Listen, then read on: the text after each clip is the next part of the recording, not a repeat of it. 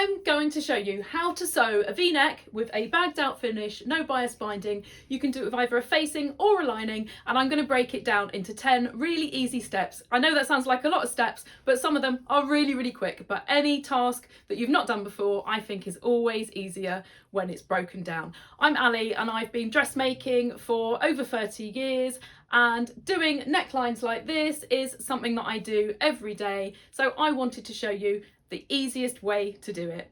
So the first thing you need to do is you need to decide what shape you want your V-neck. So if you've bought a commercial pattern and you're already happy with it, you don't need to do this. But if you're changing the neckline on that, or if you're working from a block or a previous pattern that you've had, you'll need to decide on the neckline. So for the V-neck, you need to decide how wide you want the neck, and you need to decide how wide you want that strap, because the wider your neck goes, the smaller your strap is, or if you've got a sleeve, how much you have at the shoulder. So you need to decide on that width. You need to decide how high or low you want it. This works for any kind of depth, although the only thing is if you go very deep, you'll see in a minute that it does make it a little bit trickier to do. So you might need to add a centre front seam if you go incredibly close to your neck and really low, as it will be a very steep V.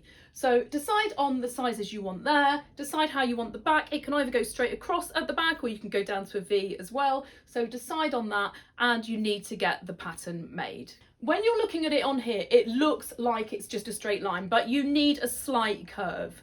It just looks more flattering on the body. Even on this one I'm wearing, it looks pretty straight, but it has got a slight curve on it. You don't want it scooped out. You don't want too much, but just a little bit. So I'll show you now how I adapted my bodice block pattern to do this V-neck. I want to show the whole process of how to do the V-neck from an original block pattern. So I've traced around my block for my mannequin. I've got rid of the dart on the back shoulder just because it's one less thing to think about when we're really concentrating on the V-neck. So I've just traced around this as it is, and my dart goes into the shoulder, which is how it comes from my block drafting tutorial. So the first thing I want to do is I want to move this dart. I know it all fits, so I don't have to worry about that, but I'm going to move this dart out of the way because I don't want that going into the V-neck. So the two best options if you're doing a V-neck is to have a side dart across here, or have a princess seam going into the armhole. So what I'm going to do is I'm going to just put a side dart in here, and I'm going to close the dart up. That's going into the shoulder. So this is where my new dart position will be. So all I need to do is just cut along here and then close it up. I've cut along here and I've cut along one side of the dart, and that means I can now just join that up there and close that up. Now that the dart has moved away from the neck, I can start drawing in my V-neck. So I'm just going to put my back aside for now, and what I need to think about is the shape that I want. So as this is just a demo, I don't need to worry too much. So I'm just going to do a fairly average one. So not too wide, not too close to the neck, and I'm not going to do it too deep either. I'm just going to pick a point which is a little bit above the bust point. So that's where I'm going to do my V2. And I don't want this in a straight line. So if I just draw a straight line first, you'll see if it's like this, when it's on the body, it's just not going to look great. You want to have a slight curve. It doesn't need to be much, but a little bit of a curve on that makes it look much better on the body. So all I'm going to do, you can use a French curve if you've got one, but all I'm going to do is just curve my ruler around and just give it that tiny little bit of a curve. So the difference between the straight line and my curve is 5mm in the middle. So that's roughly how much you want to be curving that in, just to make it look a more natural shape. But I'm going to make a sample first anyway, so you don't need to worry too much. You can easily correct that shape when it's on. The important thing is getting the width on the shoulder how you want it and the drop how you want it. Once I've decided on the shape of the V there, I need it to match up on the back. So what I'm going to do is I'm going to just cut off at the shoulder so I can put this against my back piece.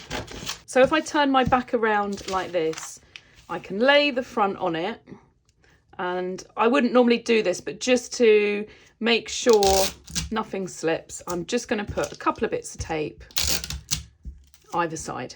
So my point here, let's rub out the straight line just to avoid any confusion. So we've only got the line that I'm actually using. I need this shape to go into the back as a continual line. And this is why it's really important to put both pieces together and draw this all in one piece. Because if I go with my V-neck here and then I just draw in a back neck on the back, I could end up with a point here, which is gonna look absolutely horrendous. So I need to decide what I'm gonna do. So I want it fairly high at the back, and I'm just gonna draw that coming around here. So that is quite a natural curve. If I turn it around that way, you can see that's the kind of shape that you would expect on a back neck. So it doesn't line up with the front. So now that we've got both pieces together, we can play around with this. So all I'm going to do is I'm just going to continue over the shoulder line here and draw it into my V-neck. Can't draw over the sellotape there, but that's the shape that works. So if I just rub out that little bit there, you can see straight away this is looking better. But if I hold it up like that, this is the bit on the shoulder, it still doesn't look a great shape to me. So if I want to keep it wide, I need to adjust the back and front accordingly. Or if I like the position of the neck drop at the back and the shape at the front, then I just need to sort out this little bit here. So for me, just doing it by eye, if I take that little bit off there, I think that's going to look better. So I'm just going to try it out. And you just need to play around with this until you're happy with the shape all the way from the centre front to the centre back. I think this now looks a little bit scooped here. So the last thing I'm going to do, I'm happy with that shape there, is I'm going to just take a little bit off there. You might have to play around with this for a little while before you get it exactly right, but as soon as you make a sample and try it on, you'll see straight away if that looks right. So that now looks quite a nice shape to me. So I can now separate my front and back again. If you've bought a commercial pattern that's a V-neck, you obviously won't need to do this step of designing the V, but I would definitely make a sample just to make sure that you're happy with it. When you're making a pattern from a block and you're cutting out quite a bit of the neck, you're going to introduce a little bit of gapiness and you want to get rid of that. So you want to be doing it at this pattern stage, and then you can double check it when you make a sample to make sure you're happy with it. So on the back, I've not cut much out of here at all. If I'd gone a little bit lower or a bit wider, I'd want to take a little bit out of the back, but I don't feel like this is going to be enough to have to take any out of there at all. If you're making a pattern like this and you do want to take a little bit out of the back neck, I would recommend just drawing a line into the armhole, and that's where you would take it out. So if I just show, So if I just show you quickly how I would do it, and then I'll just tape this back up again. So you just want to be cutting out of there. And then if you're taking more width-wise or length-wise or both, you just want to overlap it a little bit there and then just redraw in the neckline. But I'm not going to do that on here, so I'll just tape that back up. I'll put the back aside for now, and I will show you on the front exactly how I'm going to do it. So this here I know is going to gape because I've dropped it down quite a bit, and the more you drop it down or the wider you go, the more you're going to have to take out of it on this little dart. So this is just something that the more you do it, the more you know instinctively how much you're going to need to take out. So everything goes to this bust point here. You've got the dart going into the waist, and I've got the dart going into the side. They both go to this bust point, and what I'm going to take out of here, I'm going to do to the bust point. You can either go to the bust point or you can go to the armhole, or you could do a little bit of both if you're taking a lot out. If you're going really low, for example, if you're going down to the waist, you're going to introduce a lot of gaping. So I'd potentially take a little bit out from here. So from the neck to the bust point, and then a little bit out up here as well. And it just distributes what you're taking out a little bit better because you're not taking it all out of one place. But for this neck, I don't need to take loads out. So I'm going to just go from the bust point, and I'm just going to draw it up here. You don't need to worry too much about exactly where you're drawing it to. So I'm just going to draw that in there. And then I'm going to take a little bit out of here. So I know from experience that the amount I need to take out is going to be between about 4 and 6 millimeters. I'm going to go with 4 for now. You don't need to be quite so long-winded when you're drawing all these lines when you do it. Once you get the hang of it, you'll know just to cut into it and overlap it. But just to show you exactly what I'm doing, just exactly the same as closing the dart up at the top. I'm just cutting down one side and then I'm going to overlap it. So this is the amount that I'm taking out. And then when I make up a sample, I can see if that's the right amount, or if I need to take a little bit more out, or if I've taken too much out. So that will basically get rid of any gaping. And you can see now that doesn't match up by about 1 millimetre. I can correct that when I cut this out. If yours doesn't match up by a bit more, then just redraw in that line. So as long as I'm happy now with this shape, this is all now ready to cut out and make a sample up to see how it looks. You can see it's made this dart a little bit wider because whatever I've taken out of there has gone into that dart. So you can either do that, or you could open up this dart and move that around and have a bit more of it in here. But playing around with those darts is something that you can do. Just, it's down to the design of what you're making. There's a link above and in the comments of my separate video on moving darts around and bust shaping. So take a look at that if you're wondering what the best way is to distribute the darts on your pattern. My pattern is now ready to go to make a sample. You don't have to make a sample for everything, but if you're doing something like this, I'd really recommend it, because if you start making up your dress or top and then you discover that this is a bit gapey or it's not the shape that you want, it's a lot more problematic to sort out. If you make a sample, this is really easy to change at this stage. So obviously I've done this on my block. It's exactly the same principle if you're working from a commercial pattern, if you want to change the neck shape. If it's a V and you're just changing it to a different shape of V, or if it's something completely different, it's the same principle. Just make sure if you're doing any of these changes that you have taken into account any seam allowances that might be added onto the pattern that you've got. So I'm just going to go now and make this sample up and see how it looks. So this is how the sample looks on. So the things that you want to check, ignoring the rest of the garment, is you want to check obviously that you're happy with the width of the neck and the drop of the neck. You want to check this shape. Just make sure it's not too straight or too cut out, so you can always adapt that on the pattern if you need to. You want to check that the shoulder slope is right. You don't want this standing away at the neck edge here, and you equally don't want it sticking up on the armhole. So make sure that that sits nice and flush to your body. All of these fit issues shouldn't be affected by changing the neckline. You're really looking for the shape, the width, and the drop that you like it, and making sure that there's no gaping here. When I did that little tiny dart to get rid of any gaping from cutting it out, you need to just basically check you haven't done too much, in which case it's going to be pulling really tight, or not done enough, in which case you'll have gaping here. So you just want to make sure that this sits nice and flat on you, and just move around a bit as well, just to make sure that as you move it stays exactly where you want it. The other thing that you want to check is where it goes over your shoulder, where the V comes up and the rounded bit comes around at the back. If you're having it round at the back, you might want it straight down at the back, but you want to check that that doesn't form a funny shape. So you don't want it kind of coming in and then going out again.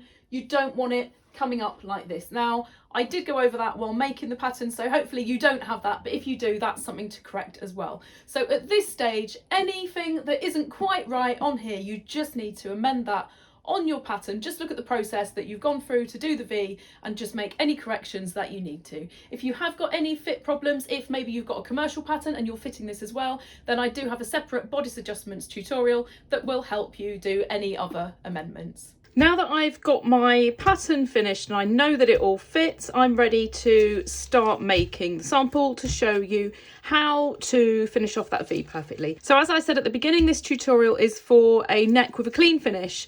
There's no top stitching on it, there's no bias binding or anything. This is just a nice clean finished V. So you either need to have a lining or a facing.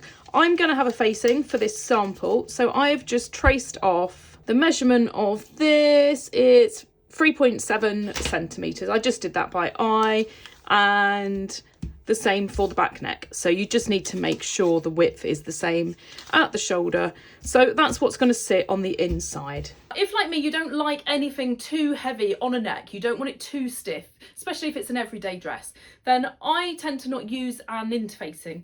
I use a cotton for the lining and I don't add anything to it, but it's totally up to you. So at this stage, you could use an iron-on interfacing, you could add a sew-in interfacing.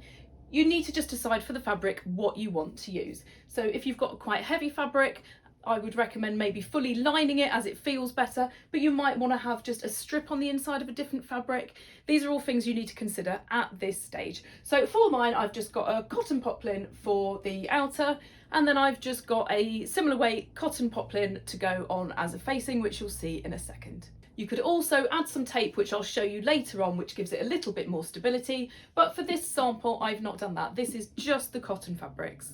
So I'm going to get all of this cut out, my main fabric, and then for the facing I'm using a plain fabric just so in the video you can see what's what. Normally I would use exactly the same fabric for the facing. So as I just said, the other things to think about when you're cutting out is some interfacing if you've got quite a lightweight fabric and you want something to give this a little bit more weight on the neck so it doesn't move around, and also some cotton tape which can reinforce this, but I'll show you how to use those along the way. If you're choosing to fully line your top or your dress, then what I've done here is I've drawn a dotted line, and that is the width of my facing here. So you can either have one layer of your main fabric and one layer of your lining, and then they just join up at the neck. Or if you prefer to have your outer fabric for your facing, but you want a different fabric for the lining, then this line here where I've drawn the dotted line, that's where you would cut the pattern, and then you would end up with a lining piece and a facing piece, and you would just join these together and then treat that as one piece when you come to put it in. I've now got everything cut out. Because this video is focusing on the V-neck, I'm not going to go into any other detail about the general construction of the dress. If not, this is going to take a long time. So I've not put a seam allowance on the armhole for that reason. I'm not going to do any detail there. I've put seam allowance on the back so I can pin it together, and on the side because I want to fit this whole piece on my dummy. I don't want to just do a front piece of the V. I want to show you the shoulders and everything. So I've got a seam allowance on my neck and on my shoulder so I can demonstrate all of that, and I've done exactly the same on my facing. So if this was on a real garment, I would overlock or serge this edge here, and the same on the back, and I've got the seam allowance on the shoulder and the neck exactly the same as on here. So that's how they fit on there. So let's start putting this together. Although I'm not going to go into the whole construction as if this was a dress or top, I will at least talk about what order you're doing. So I've marked all of my dart positions, and I'm going to sew those up in a minute. But before I do any other sewing at all, while this is nice and flat, I'm going to do some stay stitching. I can't emphasize enough how important stay stitching is. By stay stitching, I mean just sewing before you assemble all of this together around the V, and it stops it from stretching. So you can imagine if you were to pull this and it didn't have any of that, it would just stretch out. And if you stretch it as you're sewing your facing or lining on as well, you could end up with this kind of wavering around and it would look an absolute mess. So stay stitching is absolutely essential. So let's just have a look at how I did the stay stitching on this sample. Basically what I'm going to do is I'm going to do some stay stitching around this neck. If you've not done stay stitching before, it's basically just a regular stitch on a sewing machine. You can do it by hand if you want, but I'd recommend a sewing machine. And you want to just sew this just in from where your seam allowance is. So my seam allowance is 1.5 centimetres. I'm going to stitch this just slightly on this side, on the outside of that 1.5 centimetre line. So I'm going to sew all the way from shoulder to shoulder via the V, and I'm going to just put a pin across like this so I can clearly see that that's the centre. It's fine to do it by eye just for the stay stitching. That's absolutely fine. But I definitely recommend doing it while it's flat like this, because once you've got it on the sewing machine and you've got it kind of in this direction, it's harder to see where that point is. So I'm going to do that, and I'm going to do exactly the same around my back neck, and the whole purpose of this is to stop it stretching. I'm not going to pull this because it's going to stretch it as I do it, and I really don't want that to happen. But you can imagine when you come to sew your facing or lining on, if you accidentally pull this a little bit, you're going to introduce a bit of kind of wavering and gaping on that neck, and you want this to sit perfectly. So putting this stitching on before you start is going to stop that from happening. So that's the first thing I'm going to do. It's just, you don't have to do it at the beginning, but it's just a lot easier when it's perfectly flat. As I said, I'm going to sew this just to the outside edge of my seam allowance. So I've cut 1.5 centimetres, which is this line here. So if I was to line it up with here, I'd be putting my stay stitching exactly where I'm going to stitch on my facing, and I don't want to do that because I don't want to be sewing through the stay stitching. So I want it just on this side because I don't want it to be visible. So I'm just going to move it over very slightly so you can see the gap here. It's about 2 millimeters from my 1.5 centimeter line to my edge, and I'm just going to sew all the way around my neck, and I need to be really careful that I don't stretch it as I sew it. So I'm going to do this on a regular size stitch, so I'm setting that to 2.5 on my sewing machine as the stitch length, and I'm going to do a couple of reverse stitches to start with. And then as I sew it, I'm just going to sew slowly. I don't want to go quickly in case I stretch it. And I'm going to use a pin just to kind of make sure this is all pushing through, because as soon as you stretch that a little bit, you're risking stretching out your V and it's not going to sit perfectly. So just take it really slowly. Just use a pin if you need to push this through, because if it's not feeding through perfectly, you could accidentally stretch it. It's so easily done accidentally. So I'm going to sew now down to the V and show you what to do when we get there. And now I'm getting nearer to the V, and this is why I said to put this pin of where the V-neck is, because as you're coming around like this and you've got, oops, press something, as you come down here and you're approaching the V without this pin, it's kind of hard to judge exactly where that centre bit is, and you want to get it right because you don't want to accidentally sew through to the piece that's going to be showing up on the outside of your garment. So I'm just going to go slowly towards the needle, sorry, towards the pin here. I don't know how well you can see that now. And I want to end with my needle in there. So I don't know how well you can see it, but my needle is sat right next to the pin. So I'll just raise my foot a little bit and take that out. And now I can just pivot this around and make sure it's lined up in the same place on here. Kind of hard to see when you're doing it like this, and then I just need to continue around the other side. You don't have to worry about getting this exactly where you're going. So you can see now there's the line I'm lining up to, and I'm just going to tease this in again, coming up the other side, and I just want to carry on doing exactly the same until I get back up to the shoulder, and then I'll do exactly the same on the back neck as well. That's the stay stitching all done. So you can see now that's still sitting just as flat on the table as it was before. So I've not stretched any of that out. You can't see it brilliantly. If I hold it up and turn it over, then hopefully you can see that bit better. But it just basically stops that from stretching. So I've done it on this piece. You can do it on the facing as well, but you don't really need to because you've already got this keeping it to the right size. So when you put this piece on, the main piece will not allow you to stretch it as you sew it. So that's the stay stitching all done. I just need to cut off all of my threads, and now I'm just going to do, as I said, and get the shoulders sewn up. I'm going to get my darts sewn up, and I'm going to do my side seams. That's the order I'd be doing it in if I was actually making a garment. So I'm going to get all of that done now, and then I can carry on showing you what to do with the neck.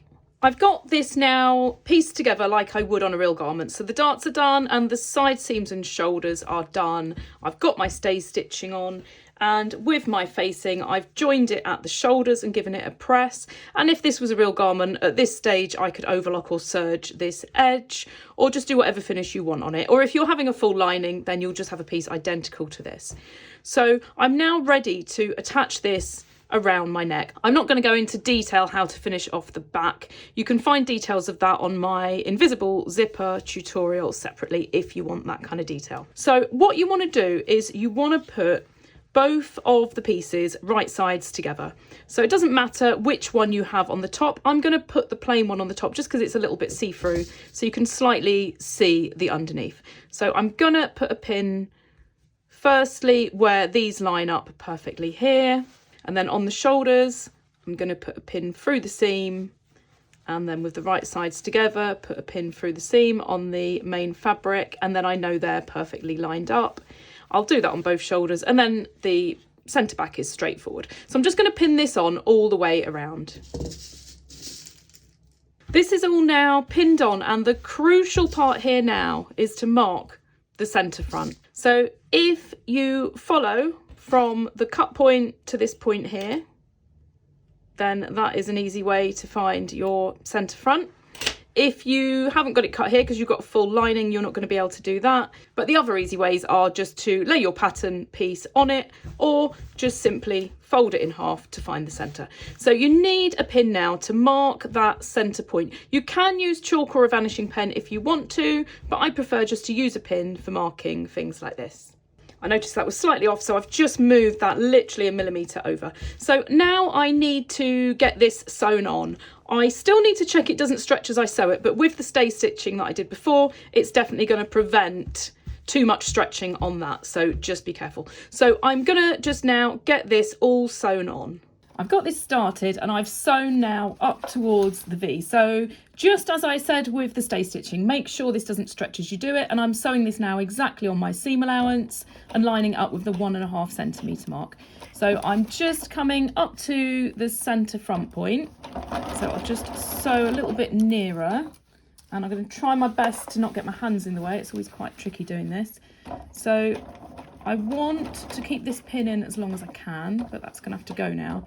So I'm following this line, and at some point this line's going to disappear because it's going to get covered by my fabric. So I need to just kind of by eye figure out exactly where I've got to go. You can always unpick it and correct it if you have to, but ideal just to keep that in a straight line. And I'm just going to sew towards my pin, and I don't want to sew onto my pin and bend it or snap my needle. So I'm going to stop there and I'm going to hand lower that. And that is absolute luck that it's just stopped exactly where the pin is. So I'm going to just put it in very slightly and then pull the pin out. And then what I'm going to do here is I want to do a couple of reverse stitches. You can just pivot it and go straight round, but I like to reinforce it a little bit with a couple of reverse stitches here. So 2 stitches back. I know I need to go 2 forward. I'm going to lower the needle and I'm going to do this one by hand just to double check it goes. I don't think you can see it, but I can see it's going in literally exactly the same hole that it's just pierced for the other stitch. And then I'm going to raise my foot and I'm going to turn this around. And again, you can't see where that line is. It's under there, but you have to just kind of use your judgment to get that right. You can always put the pins exactly where it needs to go at this stage if you want. So if you wanted to do that, you could just raise the foot and then just use a ruler to put your pin where that needs to go. And then you've got a guide for where to sew to. So again, I'm going to do a couple of reverse stitches. So 2 forward and then 2 back, and that's got in exactly the same point. And then I can come up here, I'll sew towards that pin. Hopefully my fingers aren't in the way of this. And now I can see my line to follow, and I can just carry on all the way back up to my centre back. And this is how it looks now that it's sewn up. So you can see it's perfectly spaced out, and you can see it lays nice and flat on the table, so it's not got stretched as I've done it. You can see the real slight curve here that I talked about at the beginning when I cut the pattern. It's just more flattering on the body.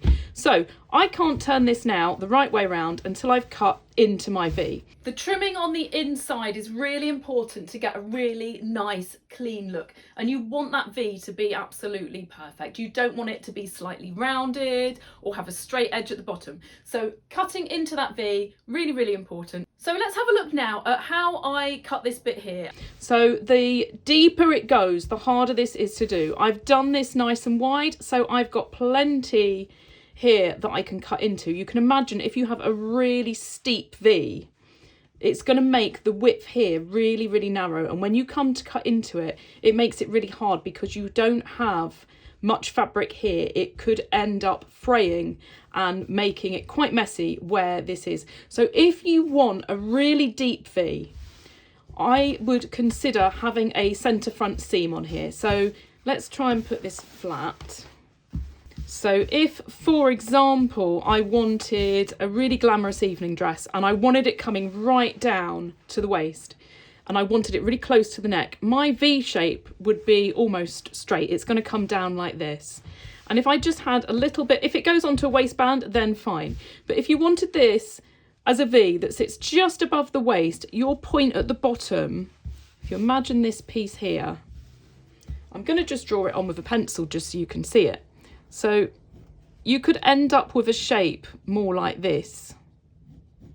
And when you cut into that, As you can see, there's very little fabric here and it's going to make it really fragile. What I would recommend doing is just putting a seam at the centre front, and then you don't have to do this cutting. I'm not going to show exactly how to do it on this video, as it is a slightly different sewing technique, but do comment below if this is a video that you'd be interested in seeing, and I can make a separate video of how to do a really deep narrow V. So what I'm going to do, just getting back on with this, is I'm going to cut right down to this point here. So this is why I did a bit of reverse stitching here. You don't have to, but I feel like when you do that, it just makes it a little bit more robust. If you've got a fabric that really frays, then I would also consider using some, I think it's called fray stop glue on this. I hate using the word glue when it comes to sewing, but if you've got a real open weave kind of fabric that is going to fray, then you might want to use a little dab of that. So now that I've done that, I can turn this around and I can see how it looks. And you can now see the shape of the V. But I don't want to just have it finished like that. I need to make sure that my lining or my facing stays on the inside.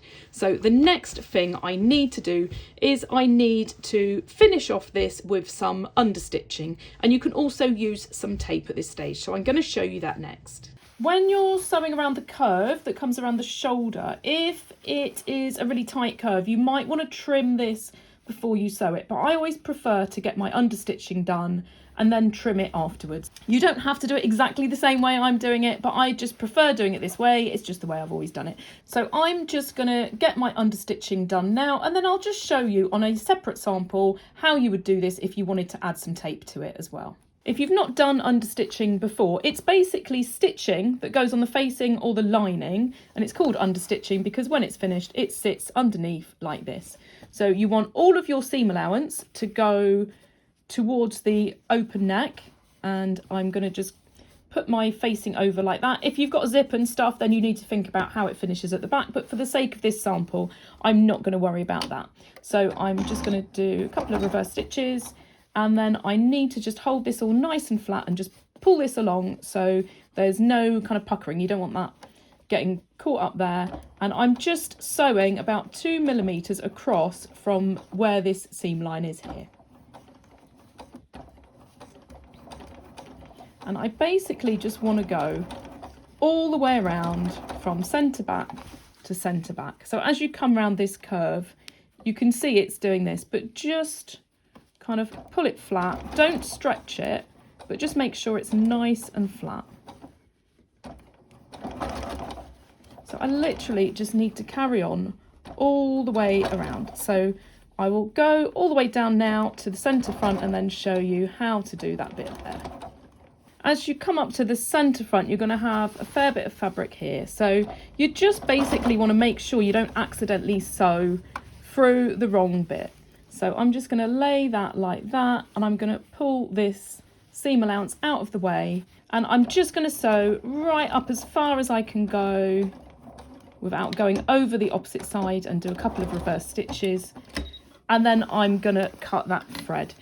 You don't want to be going around in one go. You get a better finish, I think, if you do each side separately. So now to carry on, all I need to do is exactly the same. I really hope my fingers aren't in the way showing you this, is just to pull all of that out of the way. Make sure your seam allowance is in the right place. And then I'm just going to start again on this side, starting with a couple of reverse stitches. And then I just need to go all the way around till I get back to my centre back position. If you don't want to add any stiffening or interfacing to your facing or lining here, but you want a little bit more stability so it doesn't stretch if you're worried it's going to stretch, the other thing you can do is sew on a tape. So this is my seam that's been done, and then what I'm going to do before I do the understitching on here is I'm just going to sew this tape on. So I don't want it to line up exactly to this seam because I need to have space for this to fold over. So I'm just leaving about a millimetre gap, and I'm just going to sew this on. You can use a less wide tape as well, if you can get one. It doesn't need to be quite as wide as this. This is just what I happen to have. So I'm just stitching that down there and leaving that little gap. I would only really use this if I was worried about it stretching and I didn't want to add an interfacing. Generally, I would add an interfacing to this, either iron on or sew in, and that would give my facing a bit more structure to prevent this. But sometimes you might not want to. So I've sewn the tape on there, and then I can just do this exactly the same and just bring that over and understitch it the same as I did before. So it's exactly the same finish, but you've just got that little bit of tape added in, and that's really gonna stop, it's really gonna stop this from stretching. I now have to get this seam trimmed and snipped, and this is absolutely crucial. This is kind of one of the most important things for getting this to sit perfectly flat. So what you don't want is any kind of little pucker, or I don't know what word to use. You don't want it just sitting funny in the middle there. You need that to be perfect. And the softer the fabric, the more malleable the fabric, the easier this is. So if you're using a natural fibre like cotton or linen or silk, this is going to go much better. You can see a tiny little crease there where I could have possibly snipped slightly closer, but you need to weigh it up really. You don't want it to fray and you don't want to have a little ridge, but the pressing is going to get rid of a lot of that anyway. So I think that looks neat enough for me. So that was, as you saw a minute ago, cut pretty close. So that's why you want to cut right down to the stitching. And I now need to think about the rest of it. So I've got all of this seam allowance. I don't want the bulkiness all sitting on there, so I need to trim some of that off. And I need to think about this curve here, because without trimming or snipping my seam, that's not going to lay flat. So what I'm going to do, on one side I'm going to trim it, and on the other side I'm going to snip it, and you can see the two ways of doing this. So as I said, I didn't put an interfacing on this. I don't like my necks on everyday dresses to be too stiff, and by adding an interfacing it does make it a little bit stiffer on the neck. So that is just down to what you prefer. If it's an evening dress or something really formal, then I would definitely use some kind of interfacing. I don't love iron-on ones. I tend to use sew-in ones, or you can just use a cotton fabric just to add a bit more weight to it. On this side, I'm just going to trim it. So what I would recommend doing is trimming these separately. So I won't show you all the way around because I think you'll get bored watching me all the way around. But what I'm going to do is I'm going to stagger them. So for the lining, I'm going to cut it pretty close to where I've stitched it. So you've got to remember it's got the understitching, so you're not cutting actually right up to the seam. You're cutting just up to the understitching. So I've still got about 5mm there. And then what I'm going to do, it doesn't matter so much on lightweight fabrics like this, but on a heavier fabric it's more noticeable. I'm then going to cut this layer a little bit wider, and it just means that when you fold that in, you don't have a big ridge where it's all trimmed. By staggering them, you just kind of ease out where the bulk of that seam is. So I will just carry on that all the way around, exactly the same over this shoulder seam, and get that side done. So if you have a fabric that's more prone to fraying, you might not want to trim that really short like this. So the other option, if I turn it this way, you don't need to worry so much on this because there's only a slight curve. If it was completely straight, you could literally just fold it under. There's a slight curve. So what you want to do is just do a series of snips like this. And then as you fold it, those snips will just open up a little bit where the curve of the V-neck is. And that will sit nice and flat. So I'm going to carry that on all the way up there. But then when I get to the shoulder, obviously I've got a much bigger curve. So if I fold it like that, you can see straight away this would sit really badly if I didn't do any snipping or trimming at all. So on the other side, I'll just carry on all the way around nice and short. But I'll show you how I would do it on here. If this was a fabric more prone to fraying that I didn't want to trim too short, I would just put these snips. You want to go all the way up to this ideally, just like the other side. You're not going up to the seam, you're going up to the understitching, but you want to go quite close together with these when you're going around a tight curve. And then as you come around the centre back, you can just spread them out a little bit more. So you saw how badly that sat when I just folded it. So if I just show you again now, it's snipped, you can see that sits much flatter. It still needs a good press, but you can see straight away that it lays really flat, because as I've done it, if I lay it down like this, when it's like that, you can see where each of those snips are, it's opened up. And actually I haven't trimmed the other side yet, so let's just have a look at the comparison. If I try folding it like this, you can see it doesn't lay flat at all, and you can see how much that's pulling. So that's the difference. So decide based on your fabric whether you're using interfacing or not, whether you want to trim it like this with a staggered cut edge, whether you want to do snips. You can do a combination of the two. A lot of that is down to what the fabric is, if you plan on putting this through a washing machine, whether it's formal or a day dress or day top. You need to just kind of make that decision. And if in doubt, just make a little sample first and see how it looks. I've finished off now all of the snipping and the trimming on my neck. So the last bit I need to do to get this perfect is to give it a really, really good press. Now, hopefully you've got a good iron, and I would always recommend a steam iron, as they do give a much, much better press than using a dry iron. If you don't have a steam iron, then a damp cloth over your garment before you iron it is going to really help. Getting any kind of moisture into that, then it's going to help you press it out. If you're using a fabric that would be damaged by watermarks like a silk, it doesn't mean you can't use any moisture at all. I steam all my silk while I'm sewing it, but just be really careful if you're using a damp cloth. You don't want watermarks on silk. But any kind of cotton like this, no problem. You can use a damp cloth or a spray or a steam iron, preferably if you have it. So I'll show you now how I pressed this and which bits are really important to look at. So you want to make sure that your facing or lining is sitting on the inside. You don't want that to be on the exact edge. You want, if I hold it up here, hopefully that's not gone blurry. You want to just about be able to see the outside fabric. It's only the tiniest little bit, but if you make sure from the other side you can see that, you know that you're not going to see the lining or the facing from the outside. As I said before, I would normally do this in the same fabric as the garment, so you wouldn't see it anyway, but I demonstrate it like this so you'll really see exactly what you get. So I now need to give that a press. So I have got a couple of gadgets that you might want to use to help. So this is a tailor's ham.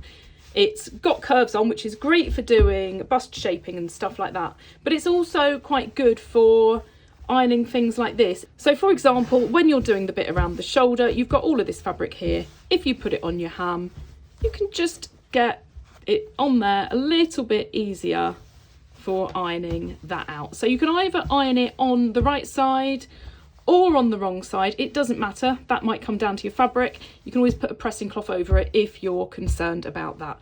So you need to get that ironed. And the other thing you might want to use is a clapper.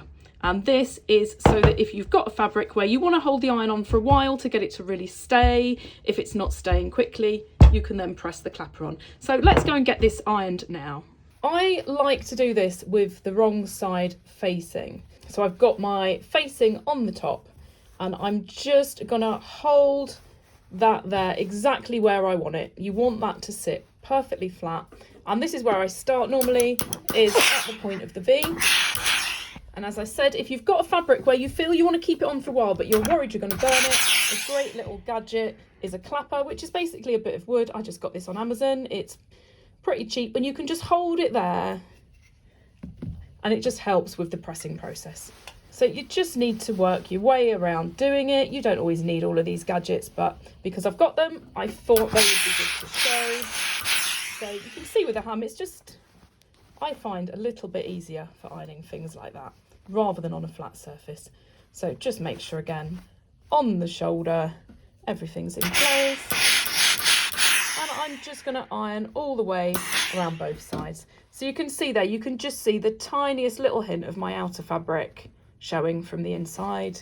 And that means you're not going to see the facing at all from the outside. So I'm sure you don't want to see me iron the whole thing. So I'm going to get this done, and then we can just do the last little finish. That's now all pressed. So you can see how nice the V looks at the point there. And you can see how nice and neat that looks where that curve is at the back. So one side has been trimmed and one side has been snipped, but you can see they give exactly the same finish. So that just really comes down to personal choice and fabric. Once you've put it all together, what you don't want to happen, and let's see if I can pull it out, is when you're wearing it, you don't want your facing sticking out. It's not going to be a good look. And if you don't notice it, I mean, it probably won't stick out as much as that, but it could pop out. You don't want to do that. So what you want to do is you want to fix it at the shoulder here. So I'll show you now exactly how I do that. So all I do at this stage here, and I would just do this with a hand stitch, is if you pin through all the layers, so it's gone right through to the other side, and then all you've got to do is just do a little hand stitch that goes through both shoulder seams, and that holds that in place. You can do it on the machine, but it's quite fiddly to get behind there. So just do a couple of stitches holding that in, and that will stop it coming out. Ideally, it would be great to do the same on the V, but obviously you don't want to stitch. If you have got a really heavy weave fabric, you might get away with a little tiny stitch at the bottom, but just make sure it's not showing on the outside or pulling, but that will help it stay in there. But when you're wearing a V-neck with a facing like this, if it's fixed at the shoulders, it's really unlikely to pop out at the bottom there. You just want it to look nice and neat there. You don't want a big bulky stitch here. If you've got a lining, then you can attach it at the waist here, and that will prevent any lining coming up. And once that little shoulder stitch is done, that's ready to just put on the mannequin or try on if you're making something and see how it looks. So you've obviously seen it all the way through, but I always like to put it on at the end as well. So I really hope you've enjoyed this video. And if you didn't already know how to sew a V-neck with a nice clean finish without bias tape or anything like that, then I hope this has really helped. If you did enjoy this video, make sure you check out my other tutorials, as I have plenty of other things up there that I'm sure if you like this, you would be interested in watching.